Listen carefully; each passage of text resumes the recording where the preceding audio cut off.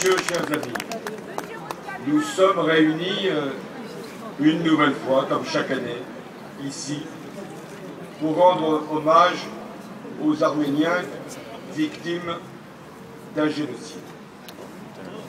Le 24 avril 1915, 900 intellectuels, personnalités politiques, membres des corps intermédiaires, sont arrêtés et exécutés à Constantinople. Cette date marque le début des massacres. Les hommes de l'armée ottomane sont isolés, désarmés, tués. Les femmes et les enfants subissent les ordres de déportation.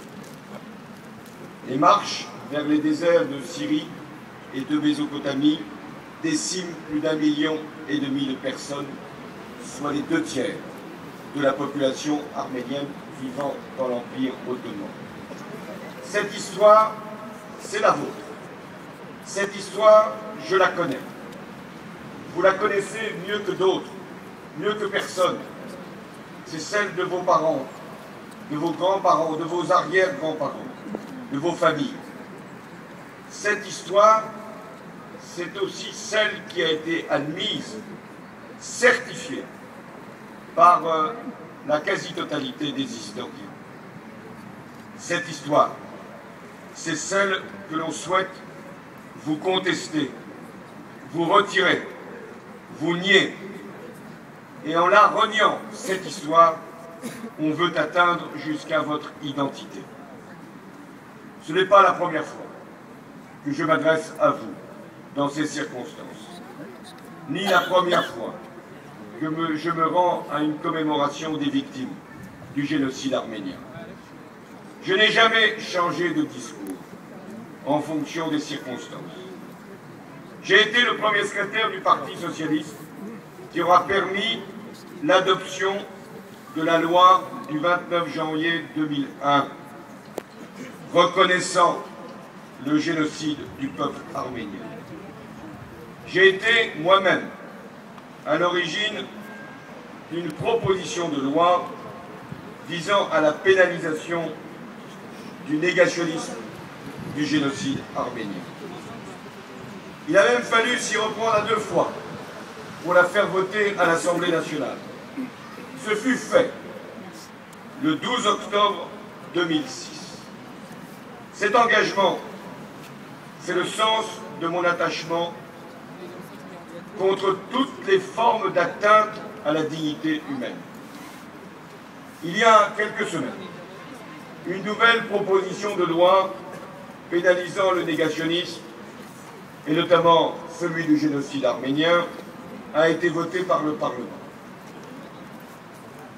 Cette proposition n'a pas été validée, chacun le sait ici, par le Conseil constitutionnel. J'en ai pris acte. Et cette décision s'impose à tous. Et en même temps, j'ai considéré, comme candidat à la présidence de la République, qu'une initiative devait être reprise au lendemain de l'élection présidentielle. J'en fais devant vous une nouvelle fois la promesse.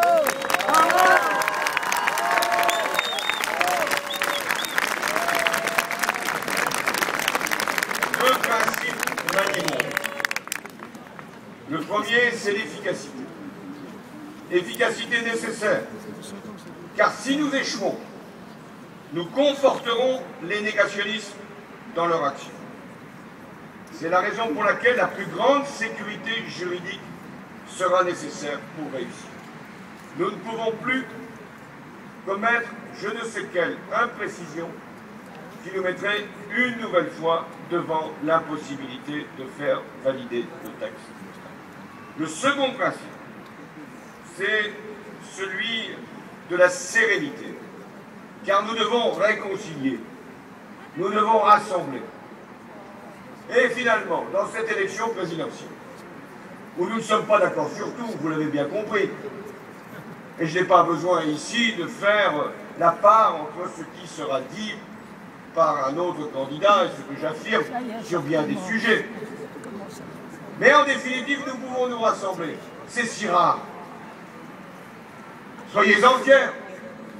Parce que d'une certaine façon, vous allez permettre, quel que soit le choix des Français, d'avoir, je l'espère, le même aboutissement de votre combat. Bravo. Cet esprit de rassemblement, de réconciliation m'anime, car je ne veux pas diviser les Français.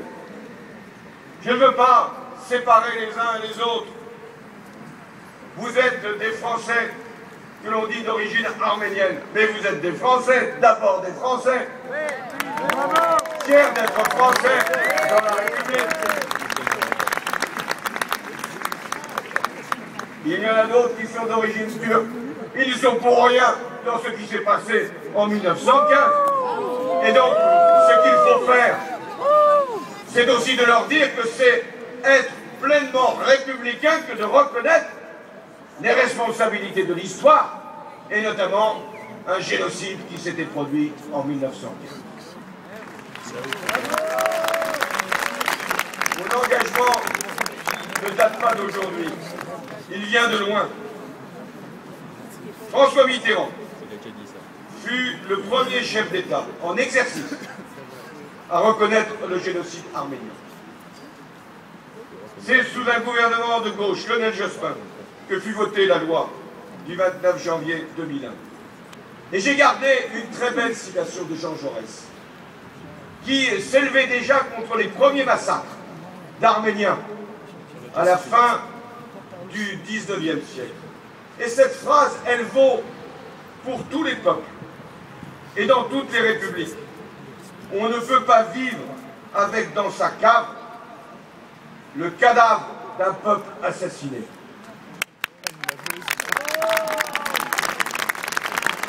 Eh bien, c'est dans cette tradition, dans cette volonté d'être fidèle à mes engagements, que quelles que soient les pressions qui s'exerceront, et il y en aura, je tiendrai bon pour que nous puissions atteindre l'objectif, qui est celui du négationnisme, qui doit être pénalisé, et notamment celui qui frappe le peuple arménien. Mesdames, Messieurs, votre histoire ne sera jamais oubliée, parce qu'elle ne pourra jamais plus être contestée. Chaque année, si les Français m'en donnent mandat, je viendrai comme président de la République le 24 avril. Chaque année, je viendrai participer à l'hommage. Chaque année, je partagerai votre combat pour la vérité et la justice. Et j'aimerais être le président qui, en 2015, pourra une nouvelle fois s'incliner pour le centenaire de ce qu'a été le génocide, le premier du siècle, du XXe siècle. Votre combat est le nôtre. Il honore toute la République. Soyez fiers. Soyez fiers de ce combat. Soyez fiers de la République. Soyez fiers d'être Français dans la République. Merci à tous.